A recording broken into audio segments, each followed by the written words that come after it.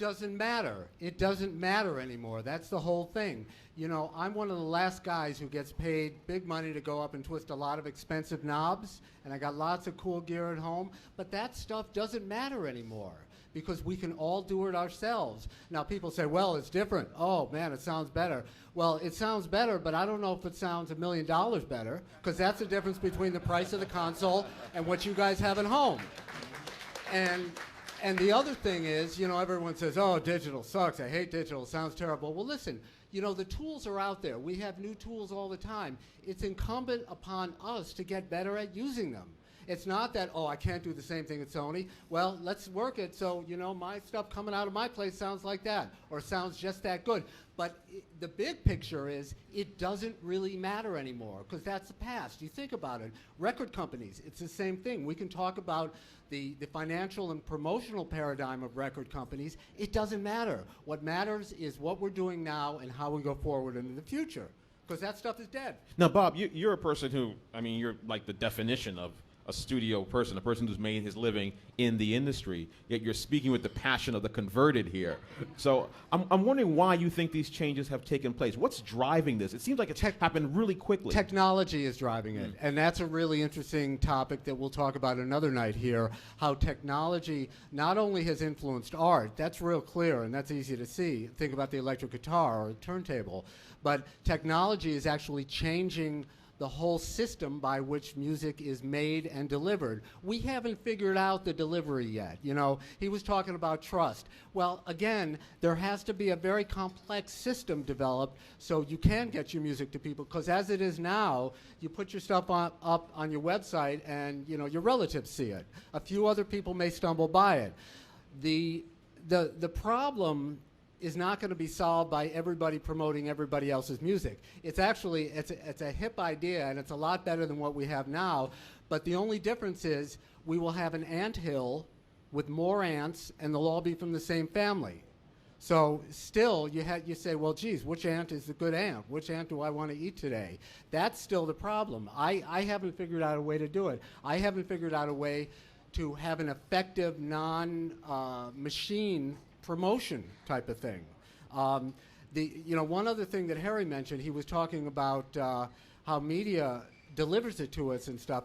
One huge difference in technology, besides the way we make records and besides the fact that we can get out on the internet, is that we can select our content now. That sounds like a little thing, but it's giant. That's why radio stations probably are not going to be around in the format that they are now. That's why they have to do outrageous and ugly and fucked up things every morning on the radio to get people to listen.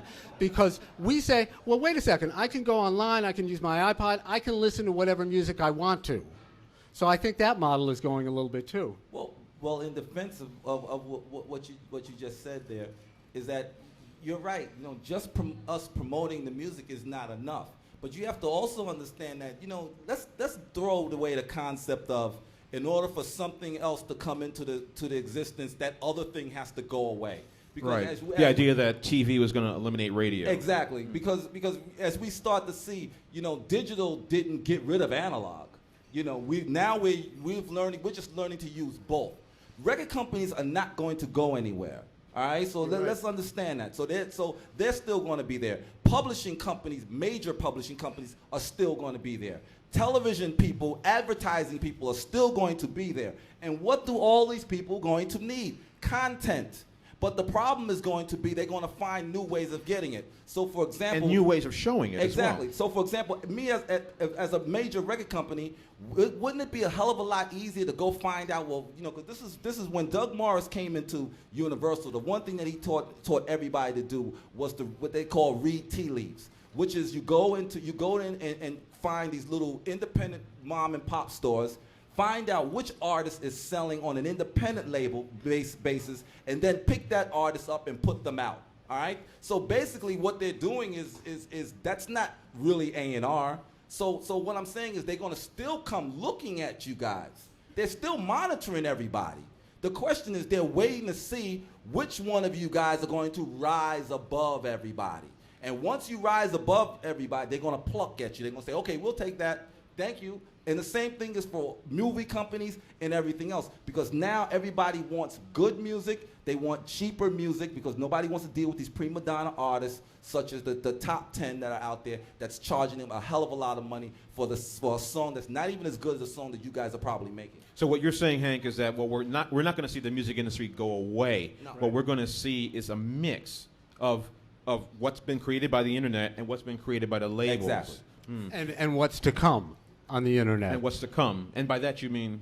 Well, again, my I'll big get point to you. is the reason why record companies move more units than you and me, they can get, it's all about promotion. That's all that publishers do these days. Publishing is an anachronism. Publishing is a vestigial organ. It's a tale on human beings.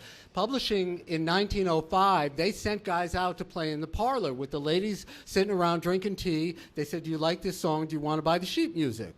Now publishers do promotion. They are very, and I don't hate them. I love them.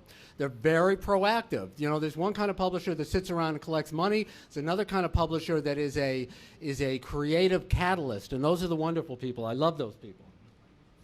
You were going to say, Steve? I agree with a lot of what Hank has to say, but my perspective is that Right into the mic, please. The oldest form of trust is money. Have you ever heard of payola? That is the beauty of collaboration. I was having a similar thought as Hank was speaking, that what generates the trust between the truck driver and the record label is that he Money. gets a check. Right, and also touring and marketing. Okay, here's what I want to say. The labels will stay around, whether they're owned by, Sony corporate or if, Steve Jobs wants to drop a few bucks and buy one. The labels will be around because they are a bank. And for a promotion and a marketing budget, I told you, the old model is $1 million for the record, $2 million for marketing. A lot of us don't have that kind of money. They still do. Not as much money as they did before. And aside from American Idol, who's tied in with the Sony DMG deal, nobody is paying. At least iTunes is not. So if you still want to be a brand, if you want to be the next Eminem or Nora Jones, you're still going to need a label. Whether that's labels owned. And why will you still need a label? Because the bank, they have the marketing and the tour support and the promotion money that puts you on TV, that gets you on the road, that builds the buzz on radio, and that gets you on iTunes because they do placement. But I wanted one other point then is this, that if you do have the ingenuity and the energy to do it on your own, like my friend Jeff Tame Watts, and you do have a fan base, and you've got either a person who's your webmaster or girlfriend who's interested in technology, they can create your email list and your blast, and you can sell records, and you can take advantage with a small amount of money and go to my friend Eric DeFontenay and build an online promotion plan and get your music on Pump Audio for sync licensing, or take advantage of, say, Magnatune, which is an online record label that pays you half. And you can use these tools to succeed, but it takes a lot of energy, but you're not going to succeed otherwise. So are we talking about a situation where the technology has created, if you will, more access or a lower ramp to get into it? So before you had to play gigs and wait until you were discovered, now you can create your own buzz and labels discover you. True. And you can create more demand or say, I want a better deal True. Because I already have a... Is that what you're saying? Exactly. But let me just answer that point that you said. First of all, forget another thing you guys gotta erase from your thought patterns is there's no more superstar artists. Them days are over. All right, they're only going to be artists that are good. All right, if you're lucky. Okay, there's only going to be celebrities, and then there's going to be good artists. And because there's going to be so many good artists, what is that going to mean? That means the overall sales of everybody is going to come down. Nothing has changed. It's just being redistributed. So instead of one person selling 25 million records, you're going to have 25 people selling 1 million records. A long tail. You may have 50 people selling 500,000 records. So you get my point. It's a long tail, basically. Exactly.